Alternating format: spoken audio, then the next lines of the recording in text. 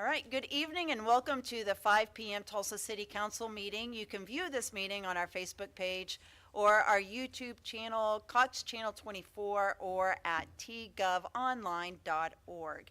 Assisting the council tonight are Jack Blair, City Attorney, Lori Doring, our Secretary to the Council, and Brandon Worley, Council staff. If you wish to speak on an agenda item, please see Brandon to complete a request to speak card prior to that item being read. You will not be allowed to speak on any item that has already been read.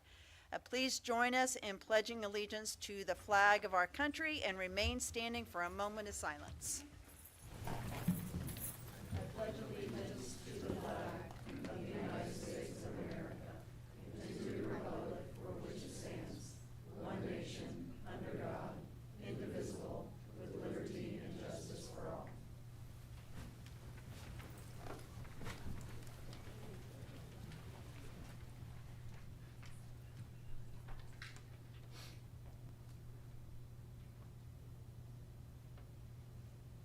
All right, thank you very much.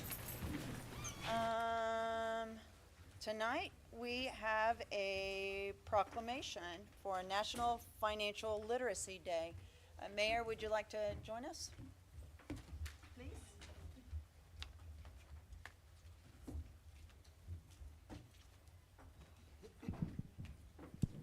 What's up, Jack?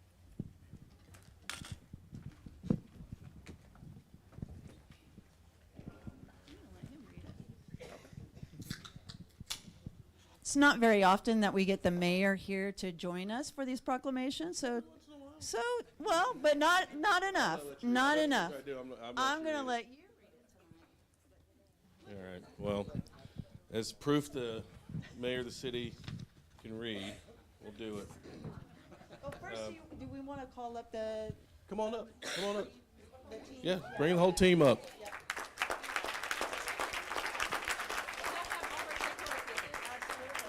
Bring it on. Bring it on.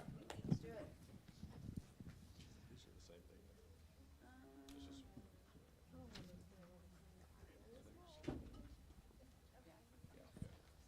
All right.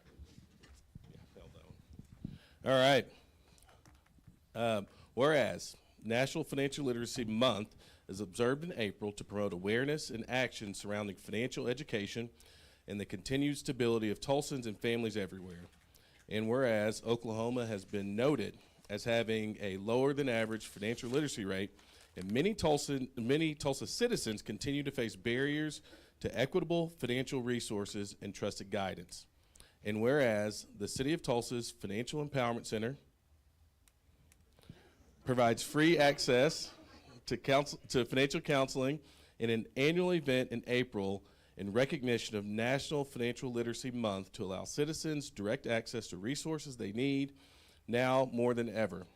And whereas since 2020, the FEC has conducted 9,700 one-on-one financial counseling sessions and helped residents achieve over, you ready?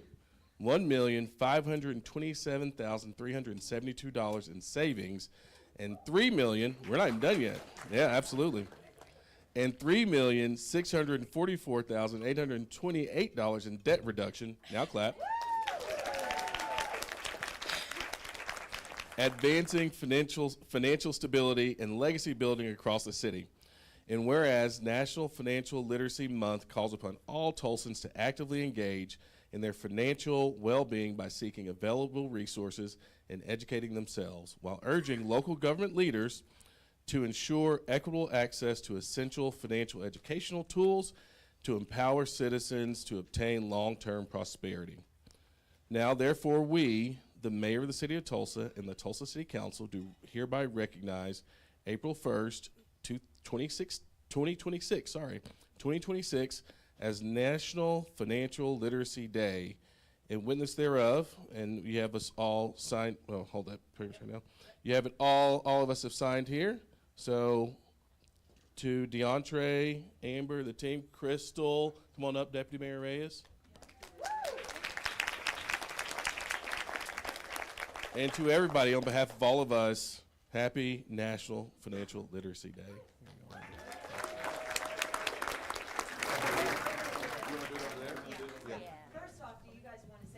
Yes. Amber? I just want to thank everybody who's standing here and those who want to be here who are not present. This is an act and labor of heart. It's a labor of love and passion that does not lie in one organization or institution. It takes a community to uplift a community. And I want to commend our director who leads these efforts every day with support from Kennedy. Thank you all. Thank you to all of our partners. We are greater together, and I'm just excited about what's to come. Thank you.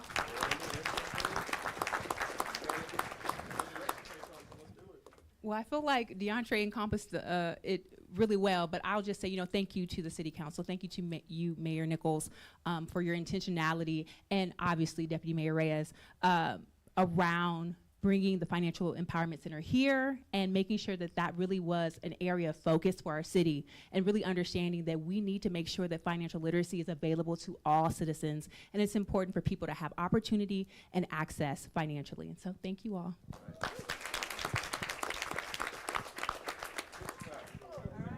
Everybody move down.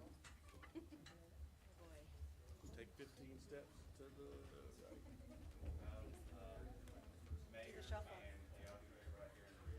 Down here, though? And Amber.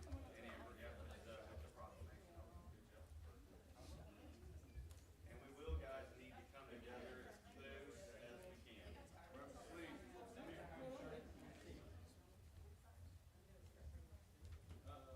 Hold up, we're going up there. I'll wait for you, Councilman Gilbert.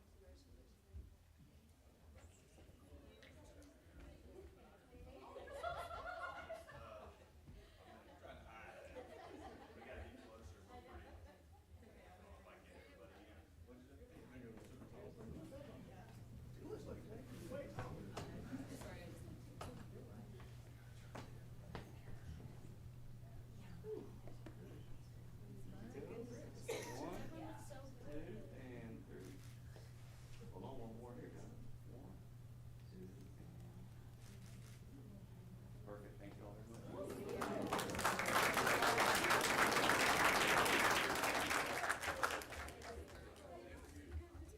Somebody left their phone.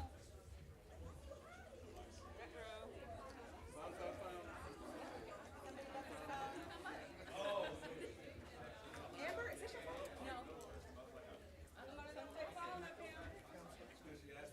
Hey, Steve, good to see you.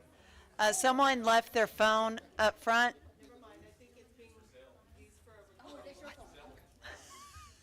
April Fools.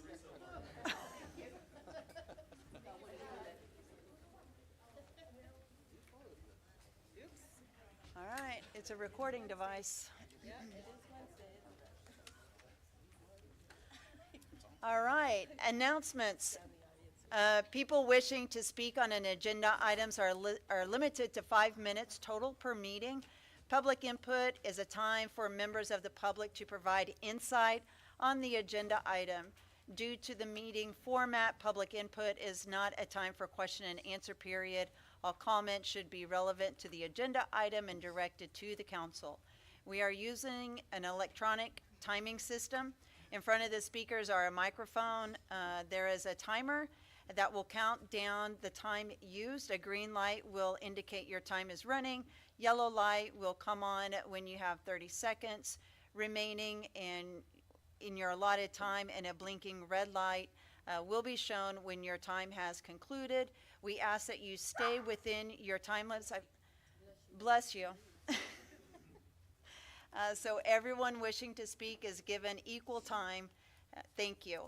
Please keep the podium area, railings, and aisles free from recording devices and tripods. Recording equipment and accessories, including tripods, must be set up in the media center. As posted on tonight's agenda, certain items are subject to consideration and possible approval, adoption, denial, amendment, or revision. I call this meeting to order. Please call the roll. Counselor Hall Harper. Here. Counselor Archie. Here. Counselor Dutton. Here. Counselor Bellis. Here. Counselor Gilbert. Here. Counselor Bengal. Here. Counselor Dr. Wright. Here. Counselor Lakin. Here. Counselor Bush. Here. All right. Item number 1, Receipt of filing of minutes. There are no items this week. 2 appointments and reappointments. 2A, Sylvia Powell, reappointment to the Sales Tax Overview Committee. Term expires December 31st, 2028. C, Scott, I know I'm going to mess this up. Bjornson, reappointment to the HUD Community Development Committee. Term expires June 30th of 2027. Are there any speakers? We have 3 speakers. Our first speaker, Mr. John Hoffines. He's for 2A, B, and C. We didn't read B, so right now it's just A and C. Thank you.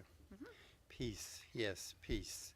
I'm grateful for our honorable leaders, our Honorable Council Chair, Karen Gilbert, the Honorable Vice Chair, Christian Bengal, Honorable Councilors, staff, team, and security.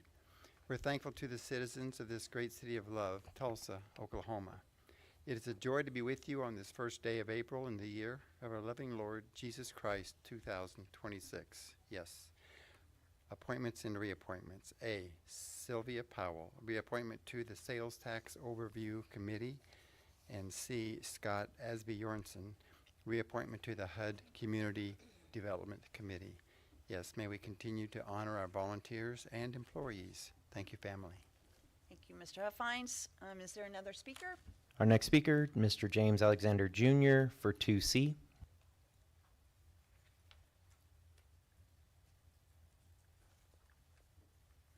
Good afternoon, councilors. I'm here to promote myself. I want to be on this committee, and I should be. Thank you. Next speaker? Bernice Alexander for 2C. All right. All right, is there a council discussion on 2A and C? Move to approve items 2A and C. Second. Please call the roll. Counselor Lakin? Yes. Counselor Bush? Yes. Counselor Hall Harper? Yes. Counselor Archie? Yes. Counselor Dutton? Yes. Counselor Bellis? Yes. Counselor Gilbert? Yes. Counselor Bengal? Yes. Counselor Dr. Wright? Yes. All right, now we will go back to 2B, Stephen Mitchell, reappointment to the Tulsa Development Authority. Term expires July 31st of 2028. Move to deny item Hold 2. on, do we have any speakers? We have 3 speakers. Our first speaker, Mr. John Hoffines for 2B.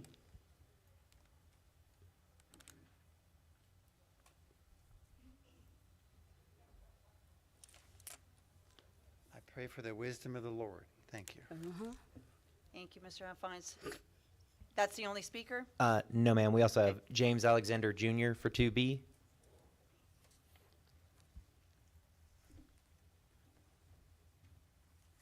Once again, I'm promoting myself. I want to be on this committee. I can handle both of these committees. Is that it? And Bernice Alexander. All right, thank you very much. Council discussion on 2B. Move to deny item 2B, Steve Mitchell, for reappointment to the Tulsa Development Authority. There's- Second. All right, there's a motion to Deny. deny and a second. Will you please call the roll? Nope. We got some council discussion. Council discussion. Do we have discussion? Yeah. Okay, discussion. Yes, I would like to state why I'm taking this decision, since it is such a rare occasion. This is the first time since I've served since 2016 that I have moved to deny an appointment to any authority, board, or commission. And so again, it's rare that I've had to do this, but I think it's important, and I feel strongly about it. In 2018, and I'm going to give you a couple of examples why. In 2018, most of you either were, if you weren't serving, probably saw in the news that I had a problem in my community regarding food insecurity. And I was trying to address the proliferation of dollar stores in my community. That ultimately resulted in a Healthy Neighborhoods overlay. But the proliferation of dollar stores causes and creates food insecurity and food deserts. And as the city councilor at that time, I went before the Tulsa Development Authority and asked them not to sell land to any more dollar stores in my community. And when I made that request, it was Steve Mitchell who looked me in my face and told me, your community needs these types of developments. And they pursued to sell land and build another grocery store in my community, even though I shared why this didn't need to happen and what I was working towards in bringing a grocery store to my community. A second incident that I feel that was very inappropriate is maybe a year and a half ago, the previous executive director for Partner Tulsa, who was a new hire at the time, Mr. Mitchell asked him out for lunch and basically demanded it as soon as possible once he was hired. And in that meeting, he asked him to reverse a decision that he had made by dismissing a previous employee who was Casey Stowe at the time. And he said he was sorry that he could not do that, but there were reasons why he was dismissed. And Mr. Mitchell proceeded to tell him that if you want to stay in this community any amount of time, then I would not recommend you making these types of major decisions so soon. I considered that a threat. I don't believe Mr. Mitchell has the empathy, the lived experience, or the historical content that my community, and let's be honest, Tulsa Development Authority, most of the land that they are making decisions on is in my district. This is an urban renewal community. We know, hopefully, what urban renewal is and how it has impacted black communities all over this country. And these were federal policies and mandates that have been brought down. But I do not believe he makes decisions for the people and in the best interest. He will say, I'm an economist, and if the market dictates, then that's what we should have. Well, markets dictating destroys black, brown, and poor communities. That is not an approach to addressing this. I simply do not believe that he has the empathy, the history, the lived experience to serve in this seat, to make decisions that impact my community. So I humbly ask my counselors, my fellow counselors, to vote with me in denying this appointment so that we can reappoint someone that does have the empathy, the lived experience, the historical context, and simply the care for my community. I think I need that, and that's what I'm asking for. Thank you. Any other council discussion? I'll say something real briefly. Councilor Hall Harper, thank you for those comments. I just have a completely different experience with Mr. Mitchell. I find him to be extremely savvy from a business perspective, very helpful in his opinions as provided through the volunteer service that he's given and volunteered to the city, and he's extremely generous and charitable in his works as well. So I just have a different perspective and just wanted to make sure I provided that as well. Councilor Decker, Y'all right? are similar, white rich men. Thank you. Thank you, Chair Gilbert. Thank you, Councilor Hall Harper, for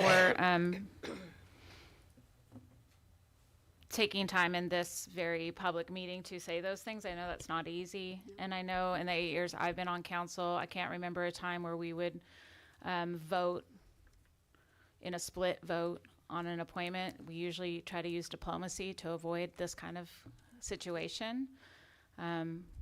Obviously, Councilor Lakin spoke in favor, and I think any number of appointees that come before us, any number of us up here might have personal interactions or professional interactions or civic interactions with those people where we may or may not personally support, but we vote and support because the mayor's brought them to us. So I just did want to elevate for those in the room and those watching at home and media, that it's extremely rare that you would even see this kind of conversation happening in this way, because at the end of the day, we are asking citizens to volunteer and to give of their time and talent and expertise on an authority board or commission. We have diplomatic and procedural ways to avoid these circumstances, and unfortunately in this case, as you're seeing here today, those steps were taken, but not effective in the way that they have been over the years. So it's regrettable that we have to have such a public debate about anyone's service. But there is a reason that we have checks and balances between mayoral appointees and council confirmation. So there's a motion and a second on the floor if we're done with discussion. We have Counselor Dutton. Yeah, so I just want to bring back when he was at council last week, when he was asked about why he wanted to serve. And at the end of that meeting, he did a plug for data centers. And I found that offensive when that's not what the item was about when he spoke. And him just giving us his experience or why he felt he could serve on here would have been enough without a plug for pro data centers. Counselor Archie. Okay, I I must have been late to this meeting. I didn't get to meet Steve, but is he here tonight? He is not here tonight. Okay. What I'm looking at here, of the 15 meetings, he only made 7. So that's what I'm looking at. That's what, it is very rare that someone would say, vote no. I appreciate the support for Scott and Cynthia, because both of those are in my district. And I believe that if I were to bring substantive concerns about any appointee, that my colleagues would take it, very seriously. So I have a lot of respect for Councilwoman Hall Harper, and I have a tremendous amount of respect for Councilor Lakin as well. So I'm looking at the 7 out of 15 right now.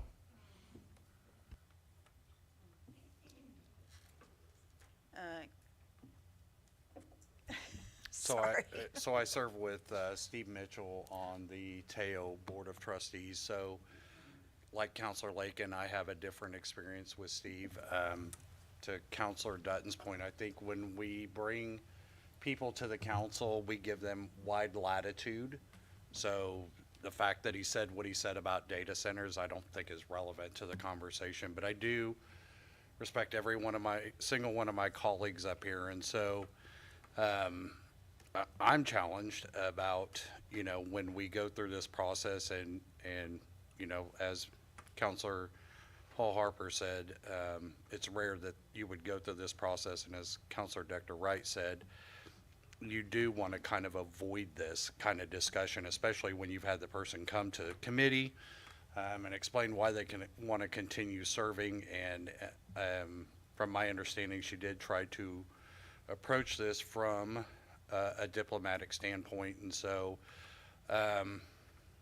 it is a challenge. And so however I vote, I would hope that my colleagues would understand that while I don't know personally the concerns that Councilor Hall Harper is, we just might have different experiences. And so I just want her to understand that I hear her as a counselor, and so I appreciate her expressing that publicly. Counselor Lakin. Yeah, just real quick to Councilor Dutton's point, he is seeking an appointment to the Tulsa Development Authority. So I think his comment relating to the data centers was just in relation somewhat to his professional expertise and his volunteer experience as well. His professional role is to buy companies, make companies better. He's very successful at it. A lot of the companies that he has purchased have remained in Tulsa, come to Tulsa, build in Tulsa. And so our economy is a lot stronger because of his investment. To Councilor Archie's point, the 7 of the 15, he's been on this board for quite some time. And I don't know what his past attendance has been, but he does travel quite a bit. But when he is available and active, he does provide a lot of professional experience and insight that is different than levels that others can provide sometimes, just because of the role that he has as president of the company that he runs, and then he serves on boards of, I don't even know, dozens of companies as well. So that experience is pretty vital for a board like this one and the other one that he serves on as well. So, Counselor Bellis? Are you, Counselor Hall Harper, did you want to say? Yeah, I just wanted to I have to add to what Councilor Lakeland was saying, and I can appreciate his business acumen, but it is that reason why he is not best fit for the decisions that TDA has to make in communities that have been disenfranchised. He is making business decisions, and this is not a place for business decisions. This is a community that makes decisions based on the disenfranchisement that has happened historically for many, many years in a community.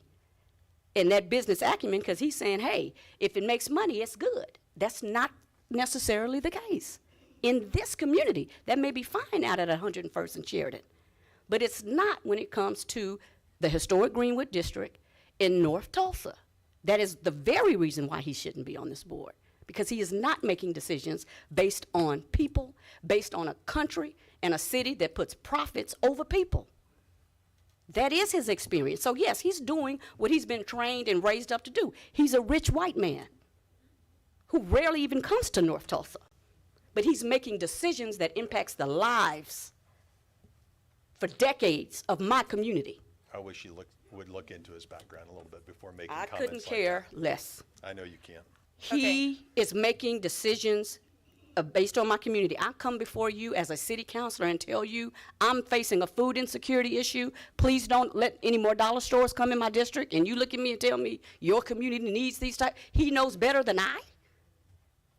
My constituents voted for me. They didn't vote for him. They don't even know him. But he's making decisions that impact my community's lives. And he's making them based on American capitalism business. And that has destroyed my people from the institution of slavery clearing up until today. Slavery was a business decision. And that's how he's making these decisions. All right, Counselor Bellis, do you want to make your comment now? Yeah, I wish that we were, you mentioned, Councilor Lakeland, thank you for mentioning, he has served on this body for quite some time. I'm trying to remember the number of years he said. I wish the conversation we were having in this moment got to be, hey, thank you for your service. It's time to let someone else, have an opportunity to serve in this space. I always think it's really healthy for boards and bodies to have natural turnover and have new voices and perspectives on them. And so I wish we could do that. Though I know that's not what's before us right now. And I can appreciate that he has, from his, private equity lens, a lot of economic experience. But I am really struck by what Councilor Al Harper is sharing with us, especially when so much of what TDA does is so specific to North Tulsa. And he did make clear with some of his language during committee meeting, and I'm not, gonna police every little word or thing that he said or did. I know that he is a nuanced person, and you all have had, different experiences and work with him. But I did find the way that he was talking about that community to sound bereft of a lot of information about it. I know we didn't get a lot of time with him to kind of dig into that more, but I appreciate what Councilor Archie said, where, if any one of us was bringing something like this forward, I would hope my colleagues really heard that heartfelt concern, especially if it's something that's not, hasn't been pursued in 10 years of service. As Councilor Hall Harper said, hey, I've never asked this, but this has such a high impact. To me, I just think healthy turnover also is present here. And when someone's making outsized decisions who lives in a different community, who has a really different and understandably profit-driven lens, which people may have different values around, I can really appreciate that that may not be a fit for making these very hyper-local, community-specific decisions. And so I share the perspective of thinking that it just, to me, sounds like a time or an opportunity for a fresh voice at the table. And those don't come up often on a lot of these bodies. So that's just wanted to share what I'm kind of hearing or reflecting on with you all. Yeah, thank you for saying that. Counselor Dutton, and then Archie. Okay, I just want to thank my colleagues for expressing their opinions and perspectives on this gentleman. And I appreciate what Counselor Archie also said. 7 out of 15 meetings he's attended less than half. And that's huge when you are a volunteer and you want to stay on a commission. That's a lot of missed meetings. And to the point of what Counselor Hall Harper also said about her district, yeah, her people did elect her to represent them. And apparently, standing up for harm reduction in her district was really important. And the fact that he did mention these data centers, I'm not going to let that go because they are predominantly on the east side. And that's not harm reduction. And yeah, he might be a guy that does development and brings money to Tulsa, but on the backs of disenfranchised communities. And I can't go along with somebody that's that entitled to come in and make decisions for North and Northeast Tulsa. I just can't. The harm, I mean, I don't think that anybody out south at, say, 91st and Yale or Sheridan wants a data center over there. And so to promote it, to me, was really inappropriate. Counselor Archie? So, I appreciate all of the conversation because I'm genuinely torn. I think that if Steve was here now, I would ask him to come forward and make a recommitment of himself to North Tulsa and to collaborating with Counselor Hall Harper, or just at TDA in general. If you're going to serve, there needs to be just a closer working relationship to recognizing our partnership with the council. But is this on? Okay. This question is more for Counselor Lakin, if you don't mind answering it. What do you think we would lose if we lost Steve from the board? Yeah, I just think that he's one of the smartest business people that we have in the city. He's obviously been very successful in life, and he's able to bring so many different opportunities to the city because he's decided to live in Tulsa. He moved back from LA to Tulsa, which is where he's from. He's a Memorial High School grad. Don't hold that against him either way. I know. Go Chargers. He's in District 5. Go I know. Chargers. I know. I knew you wouldn't hold it against him. But he's a person who said, look, this is my place and this is the city that I want to build. He's very charitably minded. He's very civically oriented. I understand that Counselor Hall Harper had a run-in on some things that were said, and he just has different ideas. He is a little bit more direct in that regard. But when he's at the table, you tap into a mind and a lot of experience that very few people in the city of Tulsa have. So that's what we lose whenever we say to people like Steve, hey, look, you weren't here, 7 of 15 times. So thank you for your service, but we don't need you.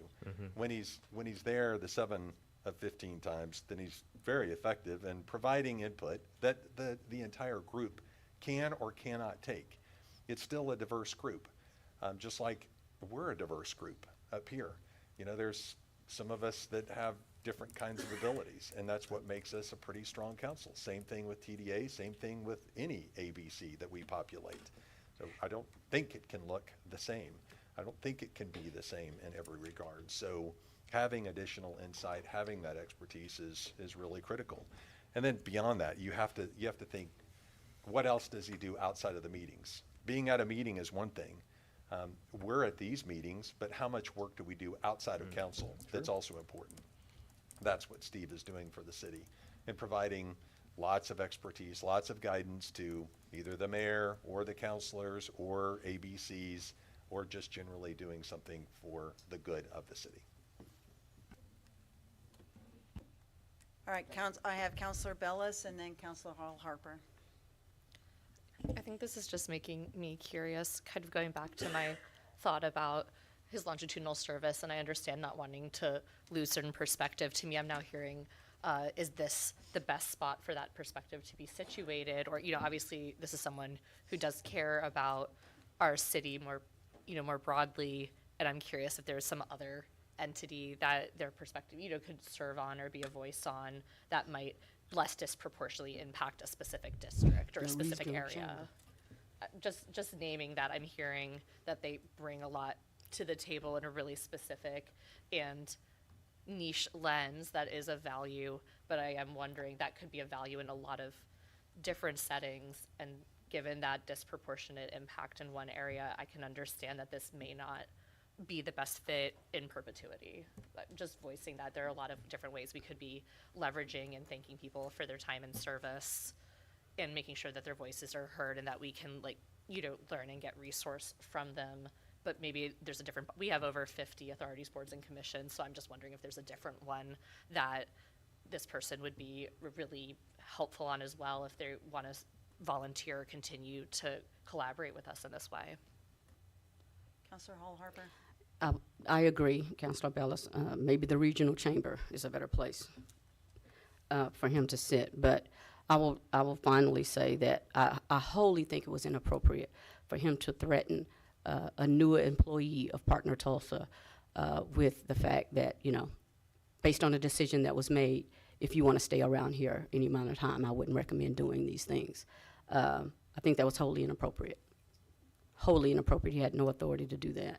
But he did. But he felt privileged enough to do it. And so. To a black man. Yeah, the man was a black man. Yeah, that's true.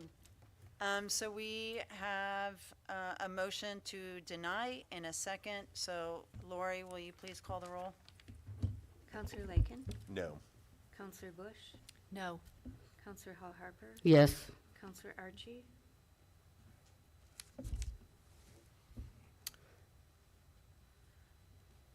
How did you vote, Phil? No. And how did you vote, Councilor Hall Harper? Well, Yes. she made the motion. I made the motion, Okay, so yeah, yes. yeah. This is a motion to So deny. it's yeah, right. So you have to, I'll deny. Yes. So that's a yes. So So you're yes, a yes. that's a yes. Just want to Okay. make sure. Thank you. Counselor Dutton? Yes. Counselor Bellis? Yes. Counselor Gilbert? No. Counselor Bengal? No. Counselor Dector Wright? Yes. Okay. Motion was approved to deny. All right. Item 3, public hearings. Public hearing for the council to receive and consider proposed charter amendments. Is there a motion to enter public hearing? I move to enter public hearings. Second. We have a first and a second. Will you please call the roll? Counselor Lakin? Yes. Counselor Bush? Yes. Counselor Hall Harper? Yes. Counselor Archie? Yes. Counselor Dutton? Yes. Counselor Bellis? Yes. Counselor Gilbert? Yes. Counselor Bengal? Yes. Counselor Dector Wright? Yes. Okay, so we are now in public hearing. Will you please call the first speaker? Yes, our first speaker is Carmen Glunt for Public Safety Oversight. Okay, and I'm sorry, Brandon, how many speakers do we have? 3. Okay, thank you. Hello again. Hi. I think it's funny that it's Financial Literacy Day, because I feel like this is a pretty easy math problem. You know, public safety is about half of the Tulsa County budget, right? Around like 240 million. And over the last couple months, we've spent how much of taxpayer money in civil rights settlements cases, or excessive force, or in wrongful imprisonment? Over 90 years that people have served for crimes that they were found innocent of. And those policemen retired after long careers, while those innocent people sat in prison. And the recent cases, are those police officers still working? How are they reprimanded? We don't know, because Tulsa Fraternal Order of Police has fought to keep their disciplinary record secret. I think it's time that external independent oversight is due, especially for the city of Tulsa. I think the numbers show it, and that for people that are stewards of our money and our tax dollars, I think your vote should be yes to at least send this to the ballot for Tulsa to vote on it. I think for it to die here would be an injustice to Tulsans, especially the ones that are at risk. When we're not funding mental health care like we should, when 36% of arrests are for people that have mental health care problems, I think there's a gap between the money that we spend for mental health care and the money that we're giving to police. And I think that at least police oversight for, any complaints on public safety officers is time to do. And no offense to you, Ms. Gilbert, or Counselor Gilbert, but what you're working on with the safety commissioner is not enough. It's a fancy suggestion box. We need actual oversight. So I appreciate the work that you and Laura Roberts are doing, but it is not enough. And I appreciate the work that both of you have done for the oversight charter amendment. I know just from what we've been through, it shows that you guys care about what happens in Tulsa. And I know my mom also thanks you as well. Thank you. Thank you. Next speaker, please. Our next speaker is Nate Morris for Public Safety Oversight.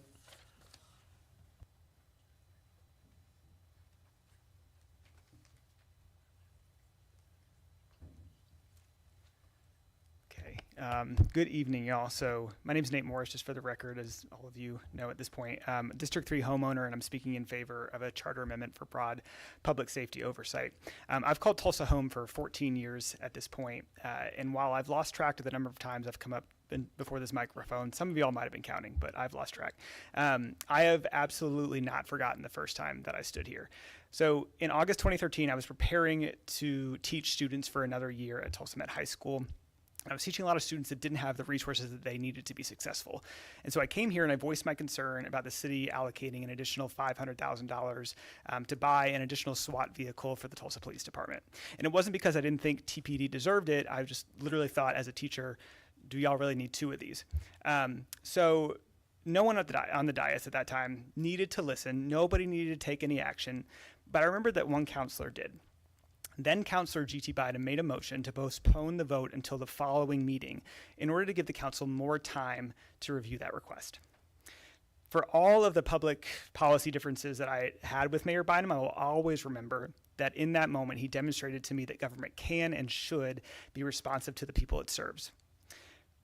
For almost a decade, Tulsans have been coming here to this chamber asking for increased oversight of our public safety departments and increased accountability and transparency and collaboration to and with the broader Tulsa community. This call for oversight is far from new, so just to give a high-level overview of this long timeline. In 2016, Tulsans demanded change after the killing of Terrence Crutcher while he was driving home unarmed from his classes at TCC.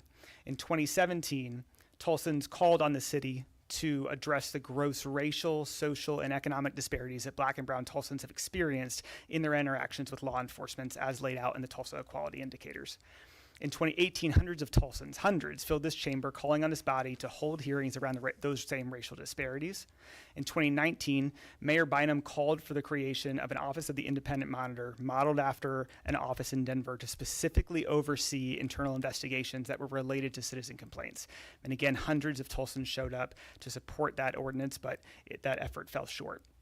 In 2020, those calls were renewed again, but it didn't move forward. And so for the past 6 years, members of this body have time and again heard the concerns of Tulsans and time and again tried to move something forward, whether through an ordinance or now through a city charter, but it hasn't been successful. So we're at about a decade of residents of this city, including myself, still coming here and asking for the government to hear us, to acknowledge us, to be responsive. A proposed city charter amendment currently sits before this council, and it's one that provides a very different vision for public safety oversight than the one that Mayor Bynum initially proposed. This oversight office would not focus specifically on one department, but it would cover the broad infrastructure of public safety across our city. And if I get any of this wrong, please correct me. This is my understanding. While this office would be able to use data and draft reports that could help inform policy improvements to better serve all Tulsans, it would not, in contrast with the original model proposed by Mayor Bynum, put a strict focus on discipline specifically for one department. Rather, this office would follow established models here in Oklahoma and across the country with a broadened lens to enhance accountability, transparency, and trust between Tulsans and their government. As was mentioned earlier in today's 2:30 meeting, Oklahoma City is one of those cities in our state that has leaned into this kind of oversight. And last year, Oklahoma City's City Council, just as we were talking numbers, well, I was listening in on Facebook, but Oklahoma City's City Council allocated $1.2 million to begin implementing a list of recommendations made by its law enforcement task force. And one of those many recommendations was strengthening the Citizens Advisory Board to enhance that citizen oversight. And so I'll say I fully respect the conversation that was had earlier today to take more time to think this through. I fully respect being intentional and careful with something that is this important. And I think, honestly, just my opinion, that waiting until November to put this on the ballot is not a bad idea. I think is actually a wise choice given everything that's happening this summer. But I do hope that any pause is met with real work to internalize, strengthen this charter amendment, and ultimately give the people of Tulsa the opportunity to decide if this is something that we want.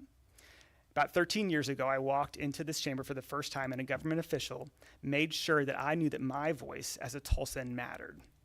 No one is asking for this body to vote for or against public safety oversight directly.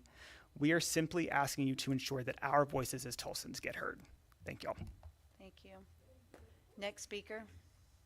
Our last speaker is Anna Barros for Public Safety Oversight. Hi, good afternoon, Anna Barros. I was not planning on speaking, but I wanted to let y'all know that there's a group of people here who have never been to a city council meeting. They're part of a community advisory group that I run that has been, that brings together service providers, teachers, students, parents to address barriers to the success of families with young children in Tulsa, specifically around mental health, around financial empowerment, and around childcare.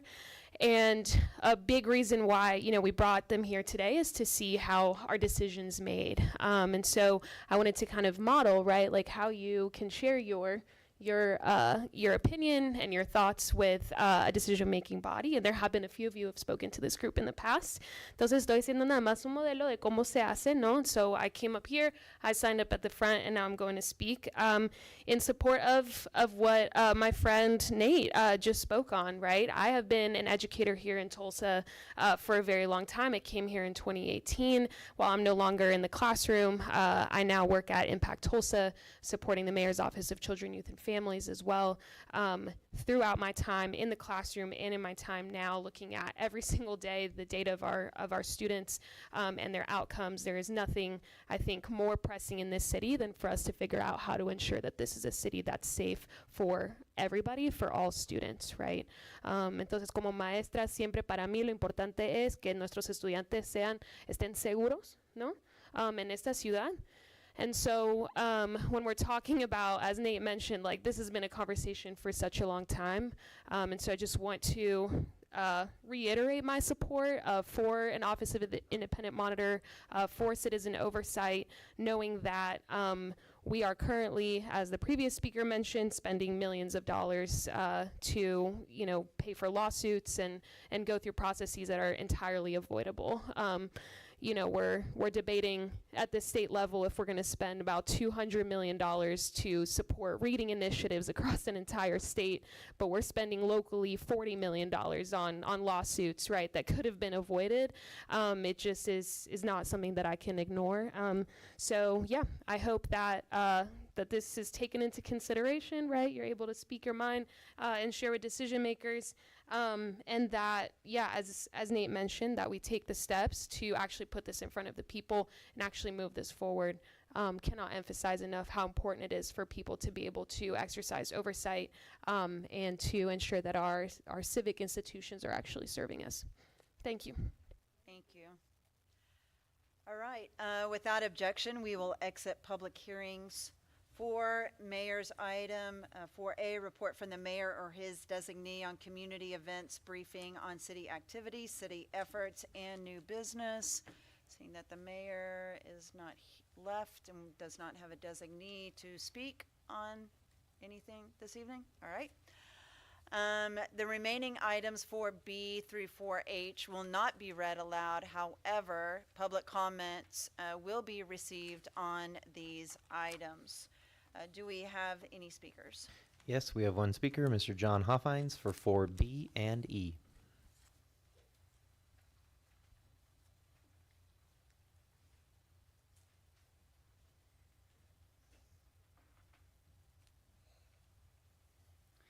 Thank you, councilors.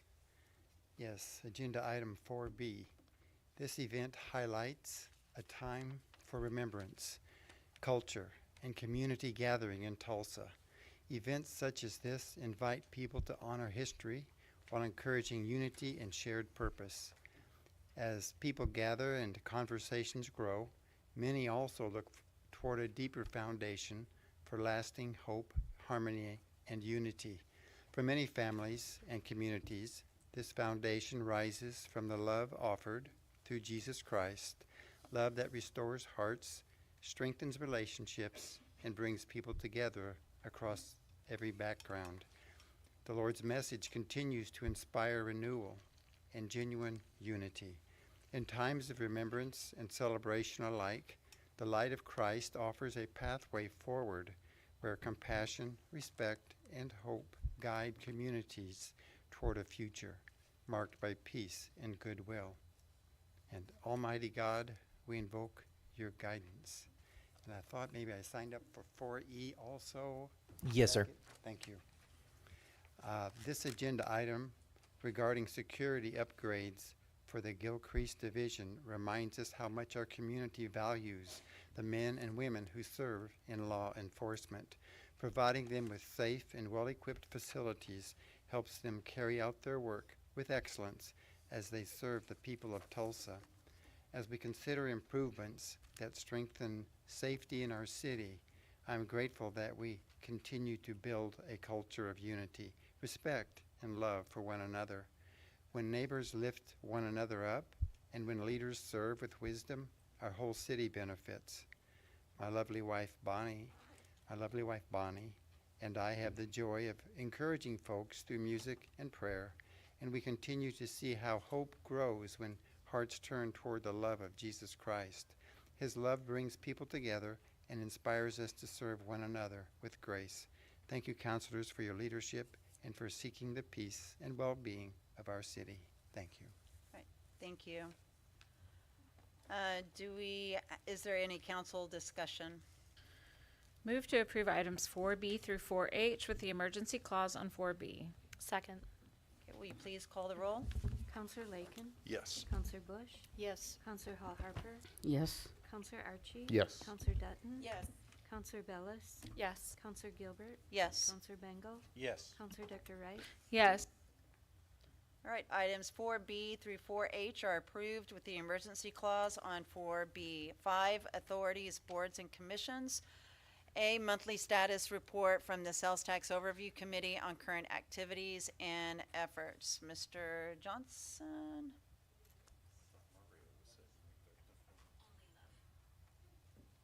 He was sitting right there.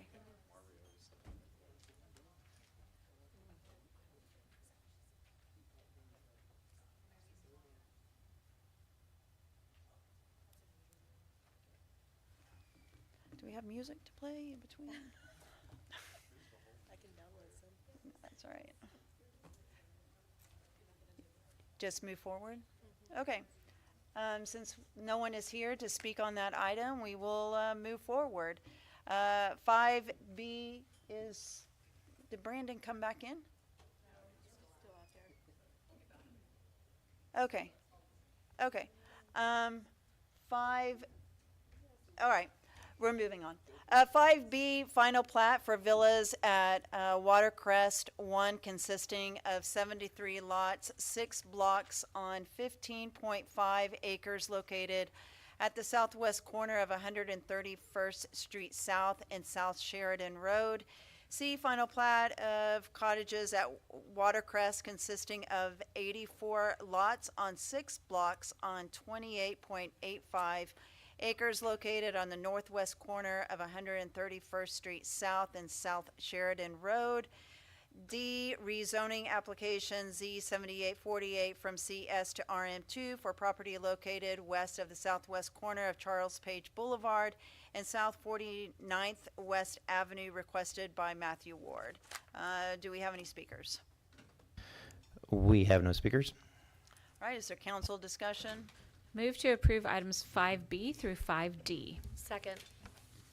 Please call the roll. Counselor Lakin? Yes. Counselor Bush? Counselor Hall Harper? Yes. Counselor Archie? Yes. Counselor Dutton? Yes. Counselor Bellis? Yes. Counselor Gilbert? Yes. Counselor Bengal? Yes. Counselor Dr. Wright? Yes. All right, items 5B through 5D are approved. 6 ordinances first reading. The following items in this section of the agenda will not be read aloud, and without objection, items 6A through 6D will be forwarded to the next council meeting for action. 7 ordinances, second reading. 7A, reconsideration of rezoning ordinance MPD 6 from AG to MPD 6 for multiple properties bound by U.S. Highway 412 east of 41st Street, south 193rd East Avenue, and south 273rd East Avenue. Do we have any speakers on this item? We have no speakers. Any discussion? Move to approve item 7A. Second. Okay, please call the roll. Counselor Lakin? Yes. Counselor Bush? Yes. Counselor Hall Harper? Yes. Counselor Archie? Yes. Counselor Dutton? Yes. Counselor Bellis? Yes. Counselor Gilbert? Yes. Counselor Bengal? Yes. Counselor Dr. Wright? Yes. All right, item 7A is approved. B, rezoning ordinance MPD 6 from AG to MPD 6 for multiple properties bound by, again, U.S. Highway 412 East 41st Street and South 193rd East Avenue and South 273rd East Avenue. Do we have any speakers? We have no speakers. Is there council discussion? Move to approve item 7B. Second. Madam Chair, Yes. can we be specific as to the revised backup? Oh, That on makes the sense. motion? Right. Let me read the italicized note. Move to approve item 7B with the revised language as presented in the backup documentation. Second. Okay, now please call the roll. Counselor Lakin? Yes. Counselor Bush? Yes. Counselor Hall Harper? Yes. Counselor Archie? Yes. Counselor Dutton? Yes. Counselor Bellis? Yes. Counselor Gilbert? Yes. Counselor Bengal? Yes. Counselor Dr. Wright? Yes. All right, 7B is approved. 7C, ordinance amending fiscal year 2025-2026 budget to make supplemental appropriations of $10,000 recognized from grant revenues to be received from the International Association of Chiefs on Police within the Victims Service Technical Assistant Program Sub-Fund. D, ordinance amending the fiscal year 2025-2026 budget to make supplemental appropriations of $50,000 recognized from the unappropriated fund balance within the PD Equitable Sharing Justice Sub-Fund. E, ordinance amending the fiscal year 2025-2026 budget to transfer unencumbered and unexpended appropriations of $146,511 between account groups within the Sexual Assault Kit Initiative Subfund. F, ordinance amending fiscal year 2025-2026 budget to transfer available appropriations of $567 between projects and account groups within the American Rescue Plan Act subfund.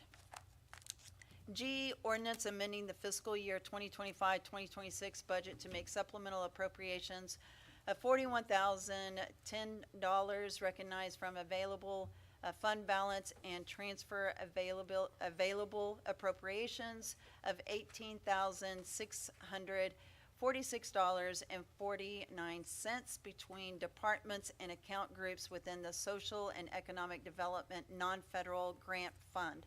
H, ordinance amending the fiscal year 2025-2026 budget to make supplemental appropriations of $110,000 and $20,000 recognized from grant revenues to be received from Oklahoma Department of Commerce and a grant match of $90,000 transferred to be received from the Cultural and Recreation Non-Federal Grants Subfund to transfer unencumbered and unexpended appropriation balance of $90,000 between departments and account groups within the 2014 sales tax fund.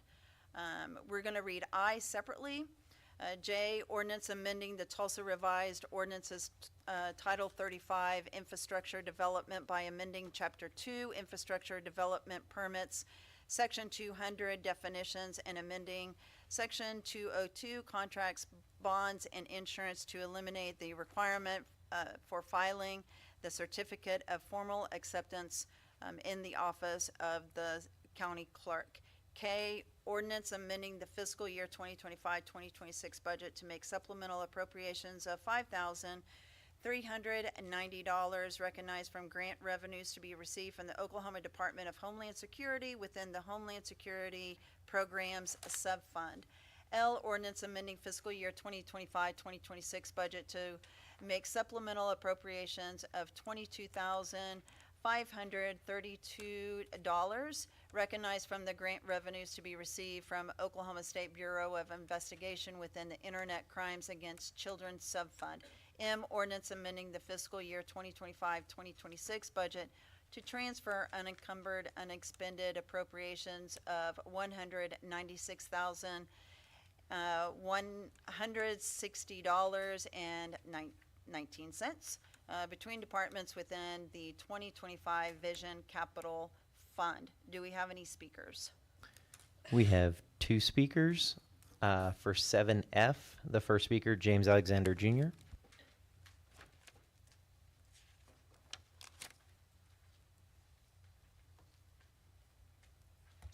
This has been a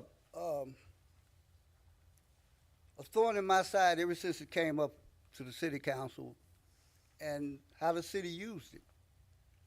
Now, this money was sent to the city, county, and state for one reason. COVID was going on. And what the city did with this money, very little was given to people to improve the conditions at that time. And the conditions, again, was COVID-19.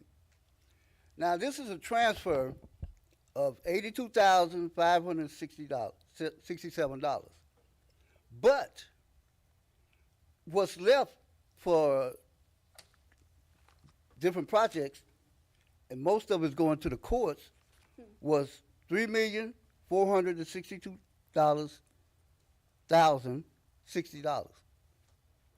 And this was to go to several different projects: municipal courts, mental health initiatives, organization capacity, and community outreach.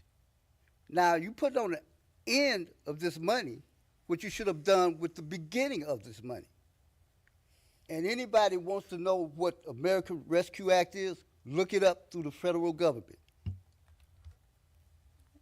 Thank you. Next speaker. Our next speaker is Bernice Alexander for 7F. Good evening, counselors. Good evening. First of all,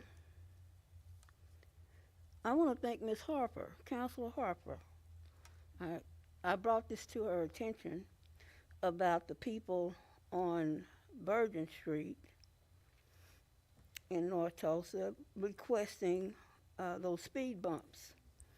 And finally, the speed bumps are there. So I appreciate that, whoever answered that request.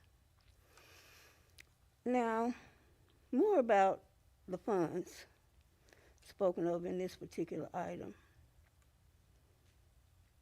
There's a big concern about the projects that these monies are being used to accommodate. I don't know if you all have done a study about even these organizations that you mentioned, but I plan to do one on this particular area. These are some very important areas that need to be dealt with. And I know you're moving money around and doing this and that. And you have municipal courts down here, community outreach, mental health initiatives, and organizational development and facility improvements. These are for funds.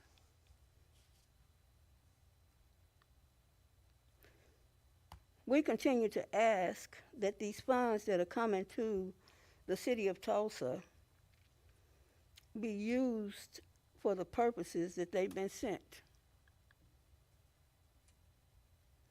Now, I heard quite a conversation just a few minutes ago about an individual seeking a position on a committee and how this person worked so seemingly in a disrespectful way to the people, particularly in the North Tulsa community.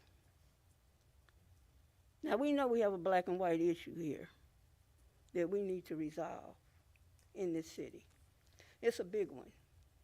My husband and I, we've been spending over 30 years working in the North Tulsa community, and we have founded a support group organization that's registered with the state of Oklahoma concerning that area. And it hasn't been an area that has been seemingly represented by the people who sit on this council and say they represent in that area. But work is getting done, and a lot of it is getting done through federal complaints that our group has filed to get things done. And we're continuing to work on the behalf of the people. So, my whole point about this is, when we receive funds for certain reasons, we need to direct those funds to where we say that we're putting them, because they don't go there a lot, and particularly in the North Tulsa community. Thank you for your time. Thank you.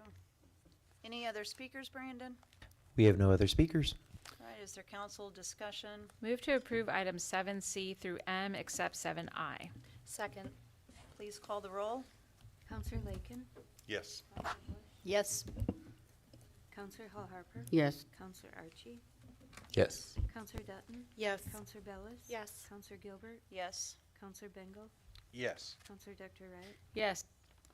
All right, item 7C through 7M excluding I has been approved. Going back to 7I, ordinance amending the title revised ordinances, Title 5 Board, Commissions, and Committees, Chapter 5, Tulsa, Greater Tulsa Area Indian Affairs Commission, reorganizing for readability, restructuring commissions, appointees, and terms, providing for tribal delegates from the Muskogee Creek Nation, the Cherokee Nation, and the Osage Nation, providing that the City of Tulsa Director of Tribal Policy and Partnerships or similar position in absence thereof shall be an ex officio non-voting member of the commission.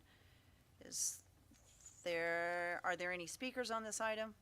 We have no speakers. Council discussion? Madam Chair, I'd like to move to remand item 7I back to committee for further discussion by the council and an updated presentation from those who requested the changes. Is there any objection? All right, then we'll put 7I back on a committee agenda. All right, 8 council items. 8A, counselors' announcements and reports on current committee events, activities, efforts, and concerns other than announcements and reports. No discussion will ensue. Counselor Dutton, are you sure you have an announcement? I am. Okay. Oh, I've changed my mind a couple times today already. So I appreciate that, Counselor. So on Tuesday, April 7th, that is the election day, by the way, for school board and bond issue for TPS. So I want to say first and foremost, everybody get out and vote. Very important. But also on that evening, Counselor Vanessa Hall Harper and myself will have a joint town hall, and the mayor's senior advisor of housing, Jean Bullmash, and the city deputy administrator and director of planning and neighborhoods, James Wagner, who also oversees code enforcement, will join the counselors to discuss a proposed new city program, the Vacancy Improvement Program. The meeting details will be at the Tulsa Dream Center, North Campus, 200 West 46th Street North. You can go to the City Council Facebook page of both Councilor Harper and myself and get the details as well. I hope that the meeting is attended well as everybody voting before coming to the meeting. Thank you. Any other announcements? Yep. Counselor Bellis? Passover is about to start, so I just wanted to wish an enjoyable Seder to all who celebrate, but you're probably not watching this. Any other announcements?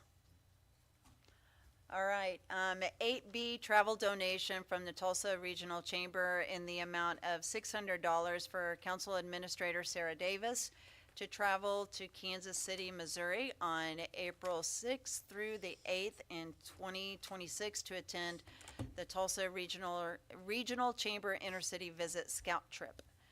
Do we have any speakers? We have no speakers.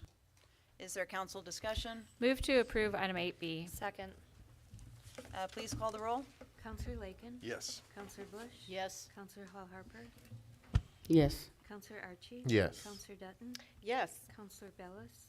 Yes. Counselor Gilbert? Yes, only because everything is up to date in Kansas City. Counselor Bengal? Nah, okay.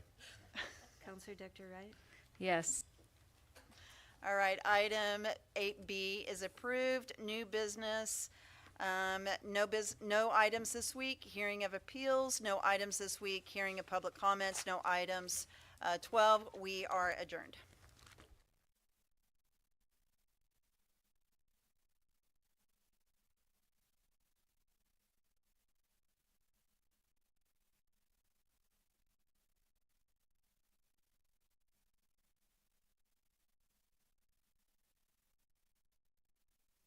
The best place for a pet is home.